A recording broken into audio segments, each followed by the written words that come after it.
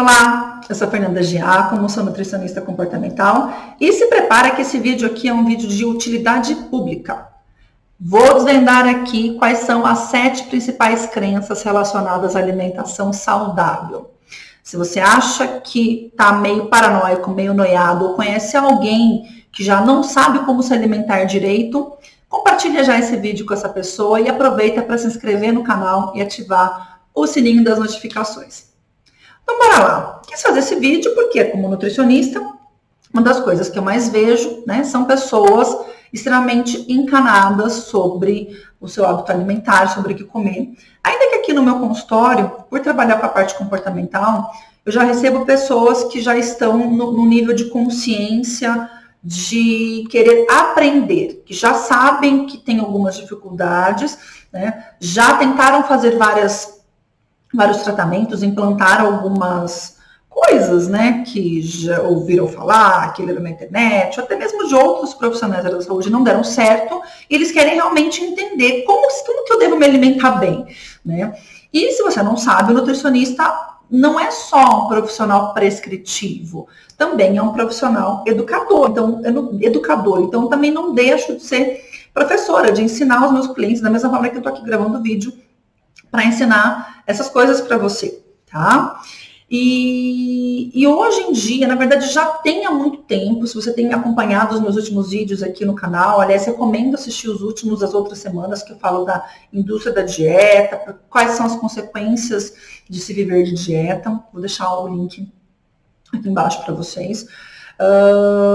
É relativamente nova essa distorção que existe em relação aos alimentos, tá? Existe um benefício aí econômico por trás disso, mas não é o que eu quero falar hoje. Hoje eu quero realmente pegar 7 mitos que eu vejo que são bem fortes, 7 crenças, na verdade, e desmistificá-las, ok? Então, a primeira delas, vai me dizer aí se você já não pensou isso, de que comida saudável é sem graça e sem sabor. Tipo, ai, nossa, gente, como se comida nutritiva tivesse que ser ruim. O sabor não pudesse ter um tempero, não pudesse ter uma crocância, né? Não pudesse ter um visual atrativo. Não, gente. Comida saudável é comida, tá? Você pode, sim, deve trabalhar aroma, cheiro, colocar especiarias, trabalhar com alternância de texturas, crocante com cremosinho, né? Montar um prato bonito. A gente come com os olhos, não só com os olhos. É importante que a alimentação, para ser saudável, ela também atende essas características, essas necessidades sensoriais, tá? E se a gente não atende isso, faz a comida lá de qualquer jeito, só põe sal, ou nem sal coloca, cozinha um arroz só com água, quem que vai conseguir comer aquilo, tá? Mas isso não é porque o arroz é integral, faz um arroz branco só com água para você ver. Também não vai ficar gostoso. Então, essa crença de que a alimentação saudável é ruim e sem graça, cai por água abaixo quando eu entendo que eu tenho que preparar a comida de uma forma, né, com essas, que atende essas características, tá? Agora, se você está acostumado a dar crocância para os seus alimentos fritando, empanando, aí tem que aprender outras técnicas para fazer isso. Mas dá, sim, para a gente se alimentar bem, com graça, com sabor e assim, tô salivando só de pensar nas coisinhas que dá para fazer aqui, tá? Segunda crença, de não poder comer alimentos fontes de carboidrato à noite. Galera, vamos lá, né? É fato de que o consumo excessivo de carboidratos, ele está relacionado com ganho de peso, consumo excessivo, não consumo de carboidratos, consumo excessivo, tá? E que se para o emagrecimento e para ter uma boa saúde, eu ajustar essa quantidade de carboidrato para a necessidade que eu tenho ao longo do dia e fracionar essa quantidade geral que eu preciso nas refeições que eu tenho ao longo do dia, tá tudo bem. Né? Se eu combino esse carboidrato com alimentos fonte de proteína de boa qualidade, alimentos gordurosos de boa qualidade, alimentos com fibra, tá tudo bem. Não importa se eu vou comer à noite ou não, contanto que seja bem distribuidinho, eu trabalhar uma boa qualidade do carboidrato, mais carboidrato integral, de baixo índice glicêmico, né? Combinar com os outros alimentos, tá tudo bem, tá? Dá para fazer tranquilamente. Em relação à parte estratégica, né, eu geralmente alinho um pouco com os meus clientes, porque dependendo da necessidade dele, às vezes pode ficar uma quantidade um pouquinho menor nas refeições. Então eu alinho com eles, tipo, ó, se tem necessidade de comer um pouquinho mais no lanche, o jantar um pouquinho mais leve, aí, Fer, eu prefiro comer mais à tarde e fazer um lanche mais leve. Então eu ponho um pouco mais de carboidrato para ele à tarde e tiro da noite, mas não porque não pode comer à noite. Foi só uma questão de ajustar a estratégia à necessidade de alimentação do cliente, tá? Mas dá sim, o importante é realmente focar na quantidade diária que eu preciso, na forma como eu distribuo, qualidade desse carboidrato e como eu combino ele com os outros alimentos, beleza? Terceira crença, de não poder comer doce. Gente, ó, vou deixar um link de um podcast que eu gravei aqui, que tem o seguinte tema: é possível emagrecer sendo viciado em doce? Que lá eu explico um monte de coisa.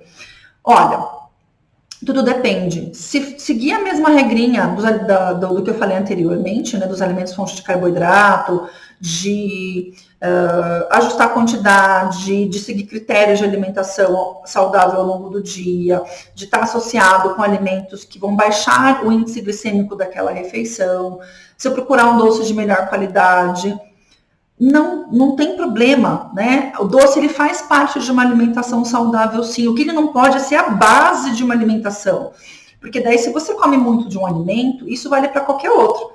Você está deixando de consumir outros, e isso faz com que a sua alimentação fique desbalanceada, fique desequilibrada. Isso vale para tudo. Tipo, eu como um monte de fruta.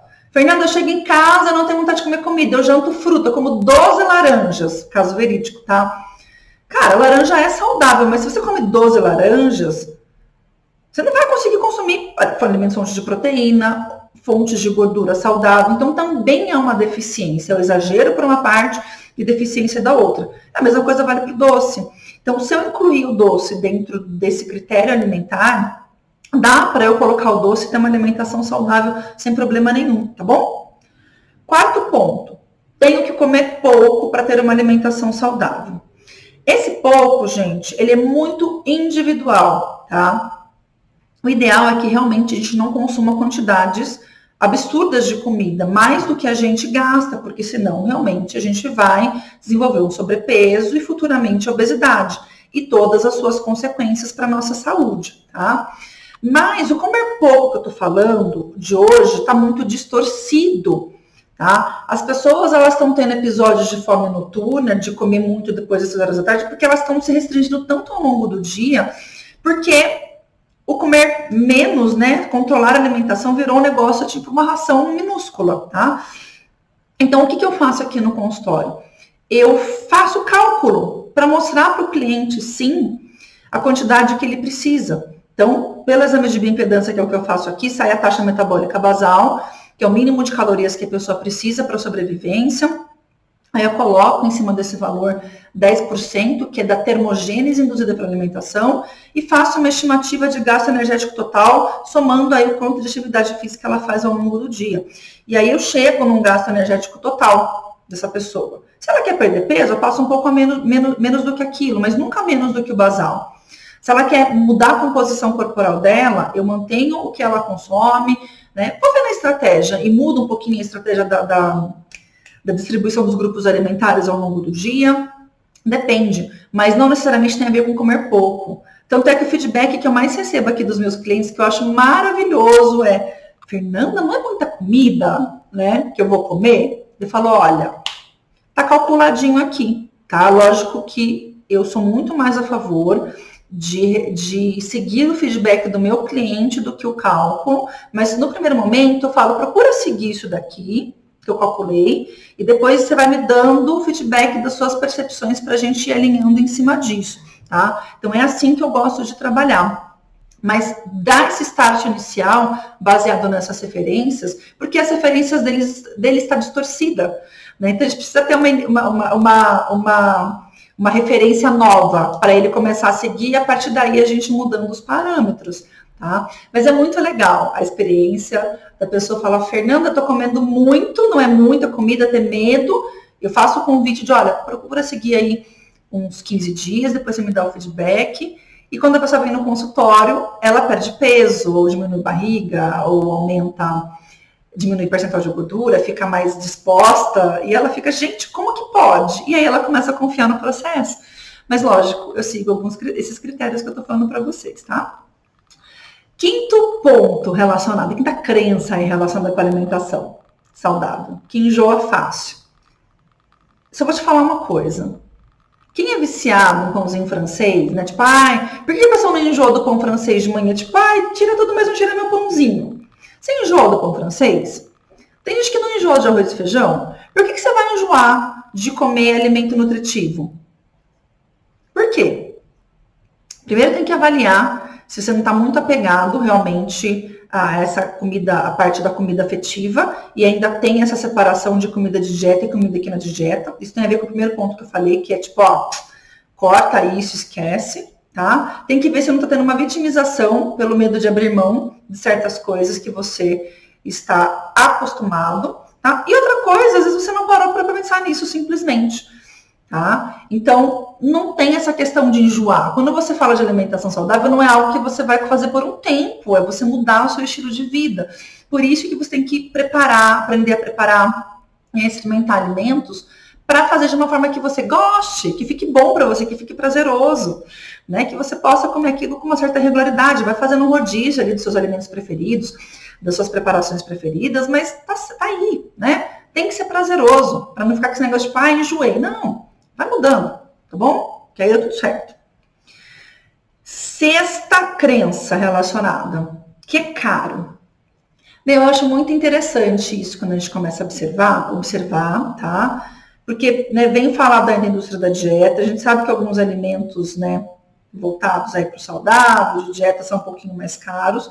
Alguns têm até um fundamento, gente, porque assim, como ainda tem uma demanda muito baixa, né, por alguns alimentos e alimentos, né, orgânicos, preparados sem aditivos, eles são mais perecíveis, né? Então, o que acontece? O tempo de prateleira deles é mais curto. Então, assim, tem todo um movimento aí econômico em cima disso, né? São alimentos que acabam sendo mais caros em função disso, tá?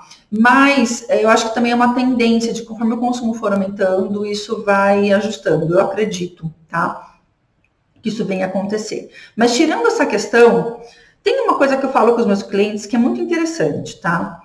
Às vezes eu sugiro ali um iogurte proteico, que realmente eles são um pouquinho mais caros, sei lá, uns R$6, com uma porçãozinha de castanhas que vai sair ali talvez, sei lá, R$1 a porçãozinha de castanhas. Poxa, Fernanda, R$6 um iogurte. Eu falo assim, cara, o que você faz hoje? Você toma café à tarde na lanchonete do seu trabalho, você toma um café com pão de queijo. Pelo menos aqui, onde eu moro, dependendo do lugar que você vai, você não paga menos do que R$10 num pão de queijo com café. Aí você está reclamando que você vai pagar R$6 num iogurte, que vai te sustentar muito melhor, né? Ou o que quer que seja, levar um sanduíche de casa, né? Um iogurte com a castanha. Porque o iogurte custa R$6 e é caro. Então, começa a abrir um pouquinho os horizontes aí, né? Dessa percepção de caro, com o que você está gastando, tá? Então, isso é uma diferença. O que eu vejo de gente que vive de comida delivery, gente, tipo, é 20, 25 conto, 30, às vezes R$40 uma refeição, tá? E você pode muito bem preparar a comidinha em casa, ou pedir uma marmitinha, ou enfim, o que quer que seja, mas que tenha esse contexto, né, de alimentação saudável por muito menos, tá? Então, assim, é questão de mudar um pouquinho o ponto de vista, tá? E a última crença, mas não menos importante, é de que a pessoa vai ter que cozinhar diferente para a família dela. Gente, comida saudável, a família inteira pode comer. Por que você não vai fazer arroz integral para sua família, né? Meu filho aprendeu a comer arroz integral desde pequenininho, né? Depois de um pouco mais velho que ele começou a não aceitar muito e tudo mais, mas assim, eu fazia arroz integral para mim, eu já fazia arroz integral, eu colocar na papinha dele, né? Eu faço bolo em casa funcional, com farinhas de grão de bico, de amêndoa, de açúcar de coco. É bolo. Não fica falando que é um bolo funcional, faço um bolo diferente para eles. Não. É bolo, come aí. Eles comem, não estão nem aí, estão comendo. Então, assim, A alimentação ela tem que ser para todo mundo e é uma das coisas que eu priorizo aqui no meu consultório. Tanto é que isso viabiliza muito a aceitação do planejamento com os clientes, porque a família começa a gostar do que eles estão comendo e além dele se sentir aceito, fica muito mais prático na hora de fazer, não precisa fazer uma comida diferente para cada um. Tá? Então, isso é um ponto importante. Tá? E com essa sétima, né, eu quebro aí 7 objeções relacionadas com alimentação saudável. Eu queria que você me contasse se você tem alguma delas, se o que eu falei aqui no vídeo foi suficiente para te convencer, ou vamos conversar, né? Se não foi, vamos conversar, ver de que forma que eu posso te ajudar a quebrar outras crenças, tá bom? Um grande beijo, espero que vocês tenham gostado do vídeo e até o próximo. Tchau, tchau!